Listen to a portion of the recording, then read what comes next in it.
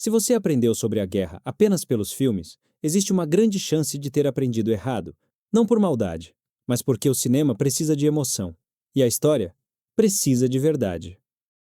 As maiores mentiras da Segunda Guerra Mundial, criadas pelo cinema.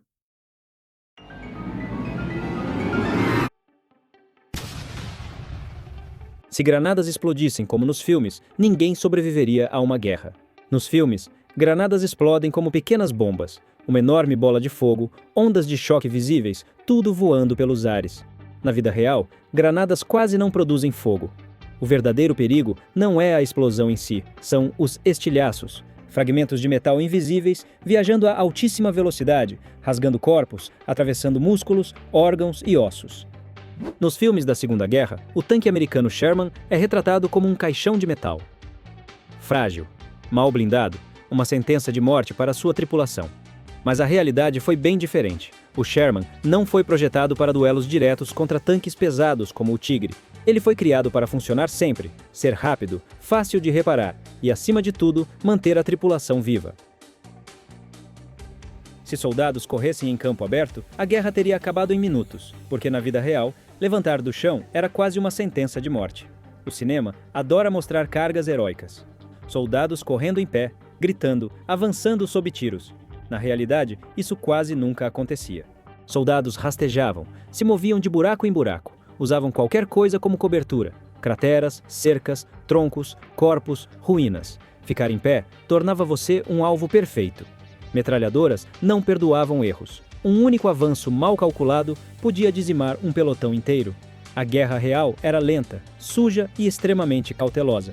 Avançar alguns metros podia levar horas. Diferente do que a maioria acredita, os tanques Tigre eram raros, e a maioria das ruas da Europa jamais viu um deles passar.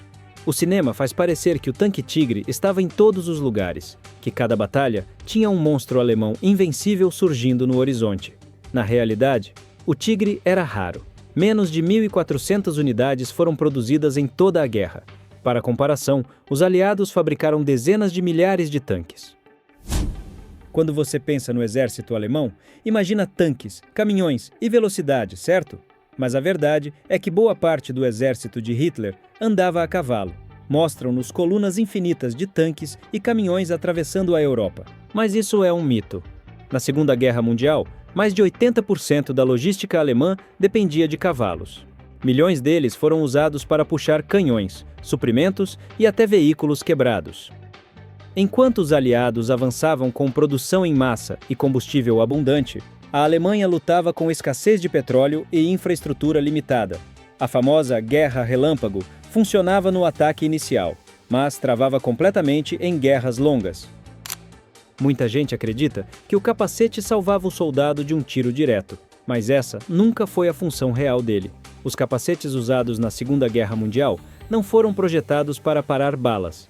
Eles surgiram por um motivo específico: proteger contra estilhaços, detritos e impactos indiretos. E isso fazia uma diferença enorme no campo de batalha. A maioria dos ferimentos na guerra não vinha de tiros diretos, mas de fragmentos de artilharia, explosões, pedras e metal lançado pelo ar.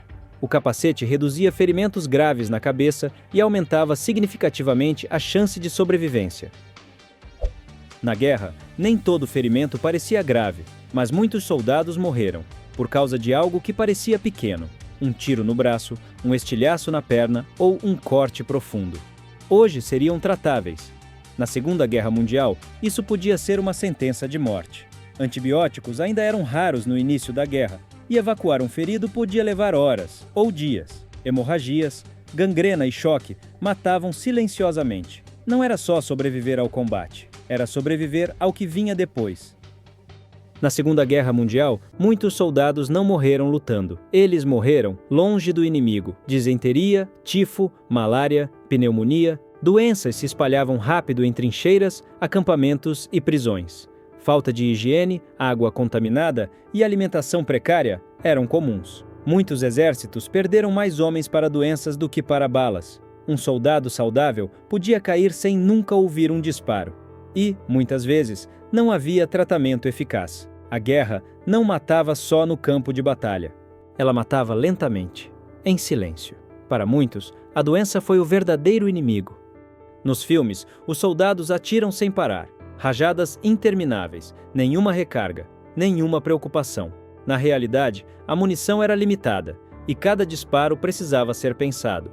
Um soldado carregava apenas o que conseguia levar no corpo. Quando a munição acabava, ele ficava vulnerável, sem defesa, sem segunda chance. Recarregar sob fogo inimigo era lento, difícil e extremamente perigoso. Muitos morriam nesse exato momento. Por isso, na guerra real, não se atirava por impulso. Cada bala tinha valor, porque desperdiçar munição podia significar não voltar para casa. Nos filmes, oficiais quase sempre sabem exatamente o que fazer. Ou são heróis brilhantes, ou vilões frios e calculistas. Na guerra real, muitos oficiais eram jovens, inexperientes e tomavam decisões sob estresse extremo. Ordens erradas custavam vidas. Avançar cedo demais, esperar tempo demais, escolher a rota errada. Um único erro de comando podia colocar dezenas de soldados diretamente na morte. Havia líderes corajosos e competentes, mas também havia oficiais despreparados, arrogantes ou simplesmente sobrecarregados. Na guerra, não existe roteiro perfeito. Decisões humanas têm consequências humanas. Quando pensamos no soldado alemão da Segunda Guerra, muita gente imagina um nazista fanático, fiel à ideologia até o fim. Mas a realidade era mais complexa.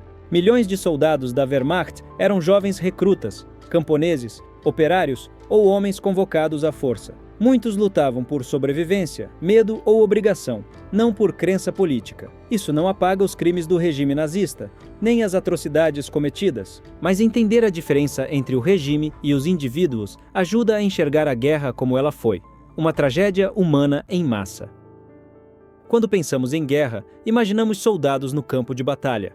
Mas na Segunda Guerra Mundial, a maioria das mortes não aconteceu nas trincheiras. Civis morreram em números maiores que soldados. Bombardeios, fome, doenças, massacres e perseguições atingiram pessoas que nunca seguraram uma arma. Cidades inteiras foram destruídas. Famílias desapareceram. A guerra não escolhe uniforme. E esse é um dos maiores mitos de todos, que só quem luta, sofre.